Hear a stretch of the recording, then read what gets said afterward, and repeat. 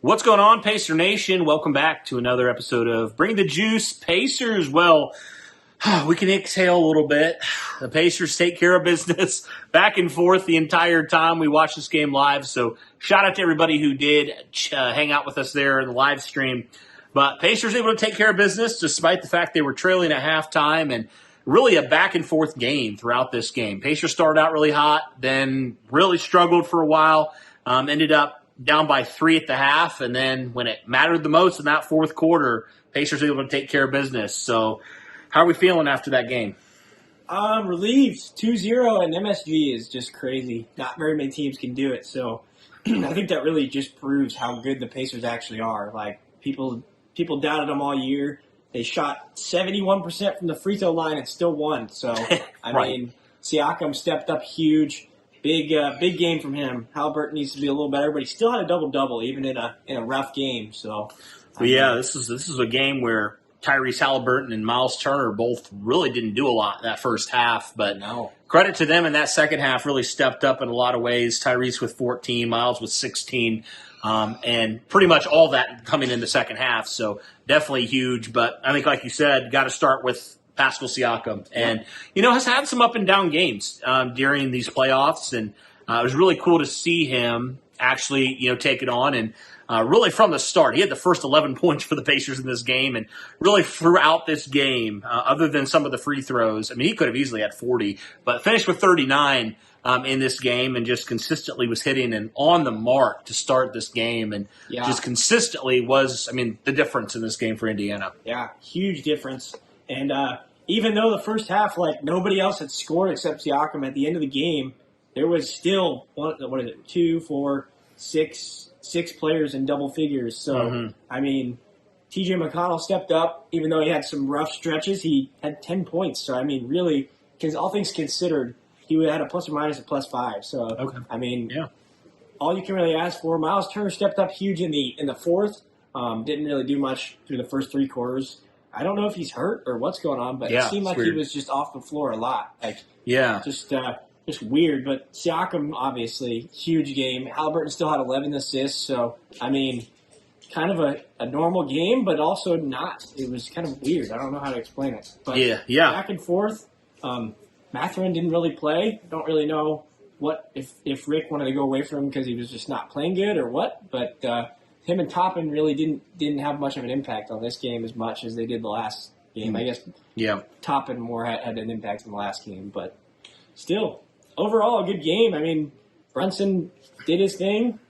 Karl Anthony Towns didn't do as much this game. He still had 20 points, but not near as much as last game where he had almost 30. So, all in all, pretty solid outcome for what you would expect. Yeah, despite the fact that you really struggled in that first half in a lot of ways, like some of your star players weren't necessarily playing like it all the time, and then when it mattered the most, you were able to take care of business, and lots of guys I think really stepping up in this game. We already mentioned obviously Pascal Siakam, but Aaron Nesmith, he didn't have the crazy game he had a couple nights ago, but he had some clutch threes down the way. Yep. Ben Shepherd also had a couple nice plays as well. Obviously, we know what he does on the defensive side of the ball. I thought he did a good job on Brunson, despite the fact that Brunson still scored a lot. I thought he did a good job on him for the majority of this game. So many other guys that you could point to. Like you said, Miles Turner kind of struggled a little bit. He definitely had some up and down moments today. But, credit to him, that last rebound. He almost lost it, but he kept it in bounds. That really secured the victory for Indiana. The biggest, I think, thing, you said the missed free throws, but also Mitchell Robinson in that first half, really that second quarter, he made it tough for Indiana. And credit to them. They seemed like they kind of weathered the storm a little bit better in the third and fourth quarter, but that definitely was a big difference, especially, in that second quarter. And an unsung hero, I would say, is Andrew Nembhard, because he plays defense hard. Him and Nesmith combined, they're menaces on the defensive side. And he had a quiet 12 points. 12 points from a role player is what you want, especially someone who's just a point guard who comes in and plays. He starts, but he doesn't. I don't think he gets near as many minutes. I guess he had 37, so he played a lot, but it just didn't feel like he was out there as much, but I guess he had the most minutes on the team, but quiet. He's not a star, so he doesn't stick out, but he just keeps his head down and keeps playing. And he takes open shots and he makes them. Yeah. The 15-foot shot for him is like almost automatic. But he just he's very picky with his shots too, which makes it a lot better for the whole team, I would say. Absolutely. Yeah. I'll be interested to see Tony Bradley. He came into this game especially because we didn't know what was going on with Miles Turner. You saw a little bit of Thomas Bryant, but it was rough again. So I'm curious, will Tony Bradley moving forward maybe get some more minutes? He did have some solid minutes, I think, overall. And I think he definitely, in the few minutes he did play, I was definitely impressed with him. Yeah. I mean, he's kind of been a guy that's floated around the league. You haven't really, we didn't even really know who he was when he came in. We're like, who is that guy? We don't really recognize him from the normal rotation. But yeah, Tony Bradley, I think, stepped up tonight, and maybe he's going to earn himself a little bit more of a role here, come the next few games. If what's his name? Thomas Bryant. Yeah. Continues to do that when he comes in the game. It's just, he yeah. had like 2 quick fouls, immediately offensive fouls, trying to set a screen.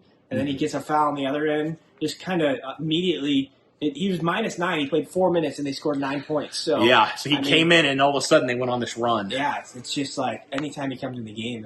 He had I think against the Cavs he hit a couple good shots, but it's just it's not worth it if he's going to be -9 that quick. Right. That's crazy. Yeah. So. Yeah. So, guys, a little bit of an off night from the Pacers standpoint where we're used to, but that's the thing about this team. Even when it's not perfect, they find ways to win. And they still scored 114 points with hardly anybody scoring in the first half, it felt like. But, hey, it's a good game overall. I would take it any day of the week. So hopefully they can continue this into the playing in Indy on Sunday. And it's a huge cushion. Honestly, like a huge cushion that you can go in, like similar to what you did in the last series with the Cavs. You went into Cleveland, you won the first 2 games, and then not that obviously you want to lose a game at home, but you can be afforded to do that, right? A little bit more. And obviously you'd love the sweep, but to come into Madison Square Garden and do that against, how hard it is to win here. Teams don't win in Madison Square Garden. And they did it twice. They did it twice in a row in 3 nights. So crazy. So.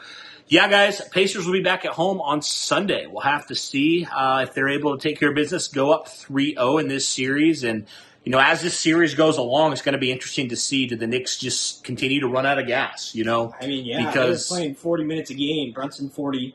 Brunson pretty much 40-minute plus, in back-to-back games. So over 80 minutes in 2 games. That's going to add up, right? 4, 6, 8. Mitchell Robinson, 45 minutes. That's crazy. Yeah, so I think it's going to add up. 9 players. 9 players. That's crazy. So we know the Pacers. How many guys did they play? I don't even know. It's a lot. It's a lot more than 9. I know that. 2, 4, 12. I think 12 guys that got some sort of minutes. Wow. 11 guys. Still. But they spread them out a lot more. The Knicks had Cam Payne coming for 9 minutes. Other than that. Everybody was over 25. So the Pacers had a couple people with 8, 11, 4, 13, 14. So they're spreading them out a little bit. Yeah. Between players. Almost to the point where it was kind of maddening. It's like, okay, let's get the starters back in. This is getting a little ridiculous. Yep. But, over the stretch, over the course of this series, it's only going to help the Pacers. So, we'll see if they're able to just continue this momentum into Game 3. And if they can go up with a chance to sweep the Knicks, a lot of people, we heard it, Knicks in 4. Yep. What if it's Pacers in 4? It very well could be. Be pretty awesome, honestly. Yeah, absolutely. So Pacers only 2 wins away from going to the NBA Finals for the first time in a long time. So, guys, let us know what your thoughts are here on the Pacers win here. 2nd straight win in Madison Square Garden. Let us know your thoughts in the comments down below. But that'll do it for this one. Thanks, guys. And as always, go Pacers.